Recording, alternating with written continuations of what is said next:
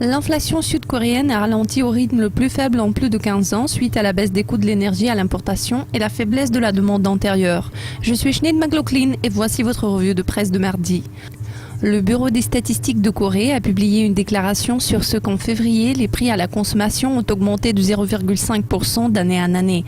Les prix étaient censés gagner 0,2% par rapport au mois précédent, mais ils sont en effet restés inchangés.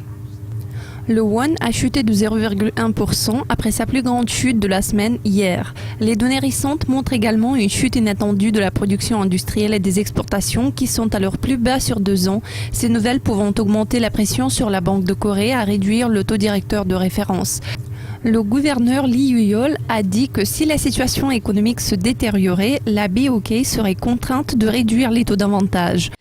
D'après une analyse des devises de Séoul, les chiffres inférieurs d'inflation pourraient alimenter des attentes de la baisse des taux. Il est peu probable que ça affecte fortement le taux de change du dollar won, car le moteur clé de la paire est la force du billet vert.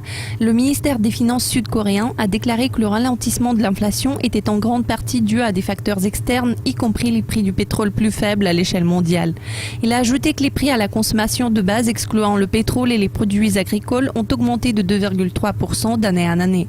En revanche, les prix à la consommation ont augmenté de 0,5%. Ils auraient pu reculer en février s'il n'y avait pas eu d'impact de la hausse des taxes sur le tabac. Le gouvernement a relevé la taxe sur les cigarettes le 1er janvier pour décourager le tabagisme.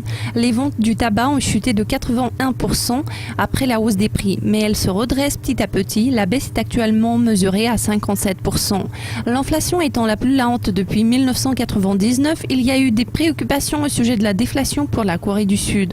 Selon un économiste, une faible inflation pendant le mois de la nouvelle année lunaire est un précurseur important du ralentissement éventuel de la croissance.